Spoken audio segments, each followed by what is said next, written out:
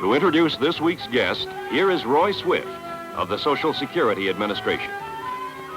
This week, Social Security in America tells the story of two men living in widely separated parts of the country. First, we'll visit the home of a coal miner in Pennsylvania who fell 100 feet to the bottom of a mine shaft and lived to tell the story. Then we'll go across the country to Arizona and visit a man who lives in the valley of the Grand Canyon. Our guests are two of the more than 23 million Americans who get Social Security benefits.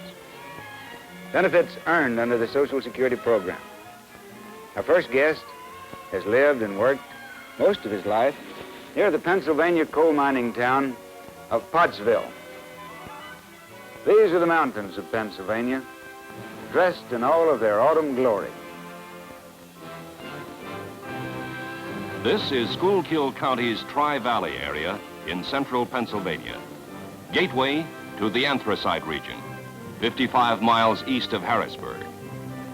The colorful leaves of autumn soften the hard black lines of what was for many years the lifeblood of this area, anthracite coal. Much of the fuel for the power that made America great came from this earth. But the needs of a nation change. New industries grow. The old fade away. Hard coal is no longer king.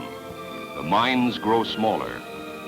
The coal towns, too, grow smaller and more peaceful, but not without occasional tragedy.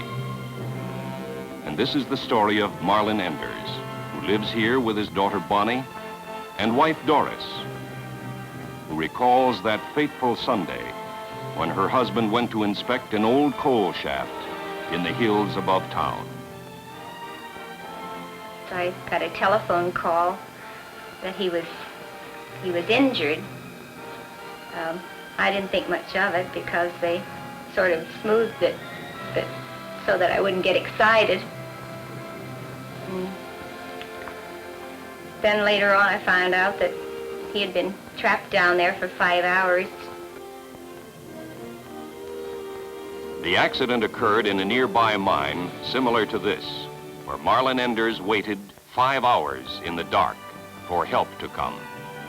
Waited until friends, summoned from the other mines, dug toward him. My friend Pat Moore and I, we went to this mine this Sunday morning. We crawled down about 250 feet when a log step gave way and I fell down 100 feet. And I laid down there about 4 or 5 hours before they put me in a stretcher and brought me up in a coal car. Marlon Enders suffered multiple rib fractures, 3 fractures of the pelvis, kidney damage, a fractured leg, shoulder separation, dislocated ankle, and a partially collapsed lung.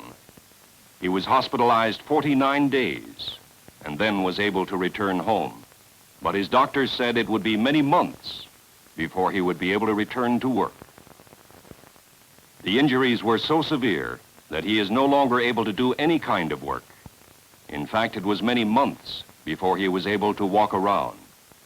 His disabling condition was not considered permanent, but doctors felt it would continue for at least 12 months, enough to make Social Security disability benefits possible.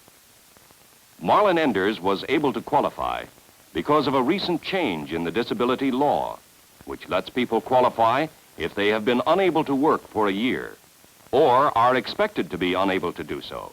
Under the old law, the disability had to be expected to last for a long and indefinite period. He's a captive audience for his father-in-law, who lives next door, Sparky Adams, who likes to reminisce about his Major League Baseball days and show his treasury of old photos, taken during his 13 years with the Cubs and the Cards and the Pirates in the years after World War I. Each month, Sparky receives a Social Security retirement check.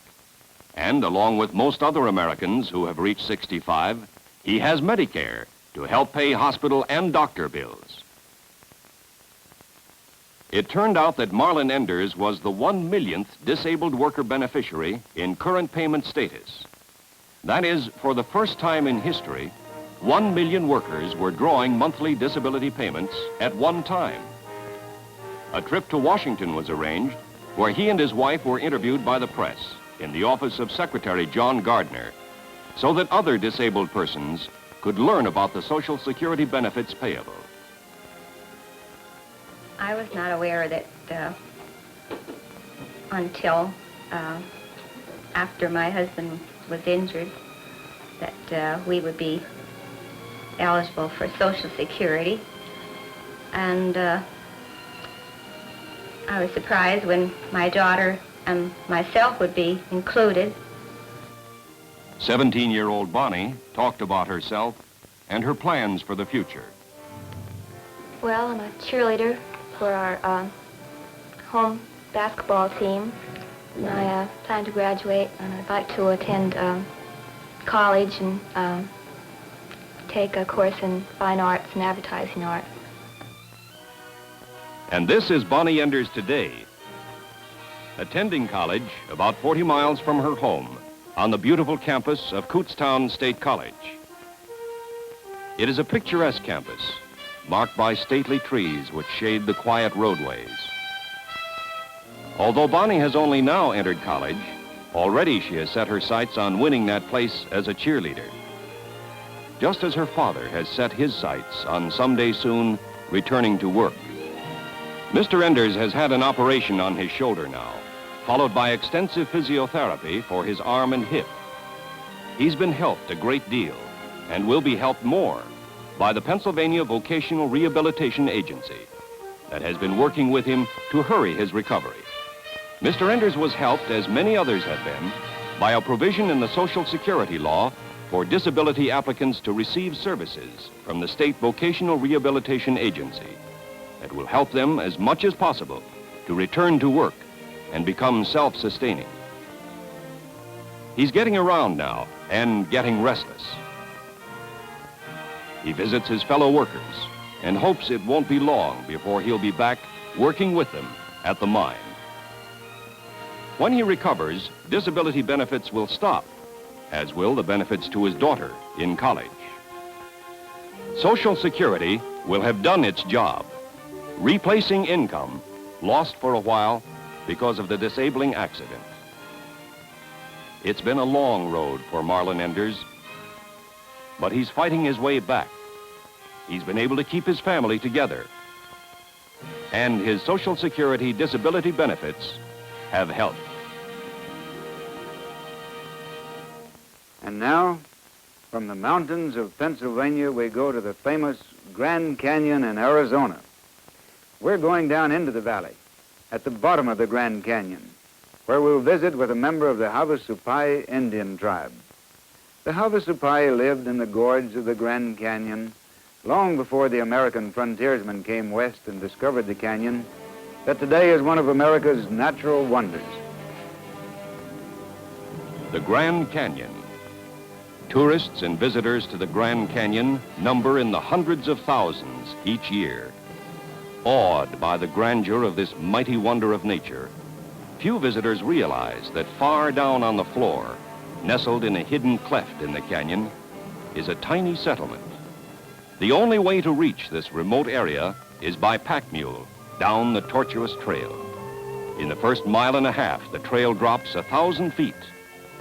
Dropping from the gray buff rim of the upper canyon to the red-walled inner canyon, the trail widens, and green groves of cottonwoods and willows appear. Here, along the banks of Havasu Creek, live the Havasupai Indians. The Havasupai, people of the blue-green waters, have farmed and hunted this remote land since long before the white man first set foot on this continent. Here in the tiny village of Supai, with the brilliant red walls of the inner gorge rising hundreds of feet straight up above the canyon floor, the rest of the world seems far away. But the problems of life and living are much the same. Dan Hanna, a member of the Havasupai, with a wife and 9 children, can no longer work. He's had arthritis for many years, which has now crippled him to the point where he can't close his hands. He's also almost totally blind. He has no vision at all in one eye and can see family and friends only dimly with the other. Dan would find it impossible to care for his family, except for Social Security disability payments. Dan frequently left his home in the canyon to work in the lumber industry in Arizona and California during the years before he became disabled. This work provided support and Social Security protection to Dan, his wife, and his children. When word reached the Social Security District Office at Prescott, Arizona, of Dan Hanna's disability and of his inability to travel, a field representative made the long, difficult trip to the floor of the canyon to interview Dan. Once Dan Hanna's application for disability benefits has been completed by the district office, the information, along with a medical report, is forwarded to a state agency, where a team of specially trained people, including a doctor, considers the facts and decides whether Dan is disabled within the meaning of the Social Security law. At the same time, information is sent to the vocational rehabilitation staff about Dan's application so that he may be considered for vocational rehabilitation services. At the national headquarters of the Social Security Administration in Baltimore, Maryland, during the long years of Dan Hanna's employment, accurate records of his earnings have been kept. But those who qualify for Social Security benefits, whether through retirement, the death of a breadwinner, or through disability, are not simply numbers in a vast impersonal system.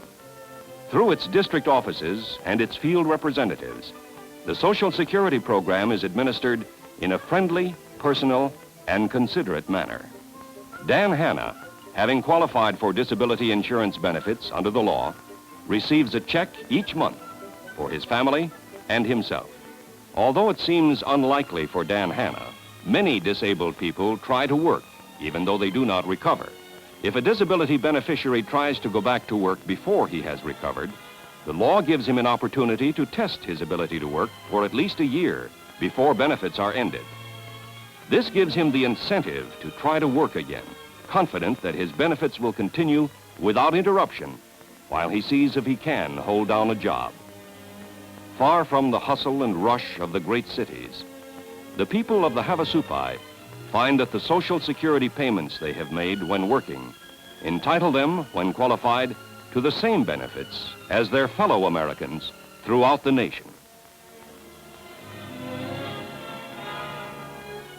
Today we have talked with two men who are receiving monthly benefit checks from Social Security as a result of disability which prevents them from working. Marlon Enders was disabled in an accident, while Dan Hanna's crippling disability developed gradually. They have one thing in common. Each is unable to work because of his disability. Anyone who's been unable to work for several months because of a disabling condition and who expects the disability to continue for a while longer should get full information about disability insurance benefits from his Social Security office. And next week, we hope you'll join us again when we tell you about Social Security in America.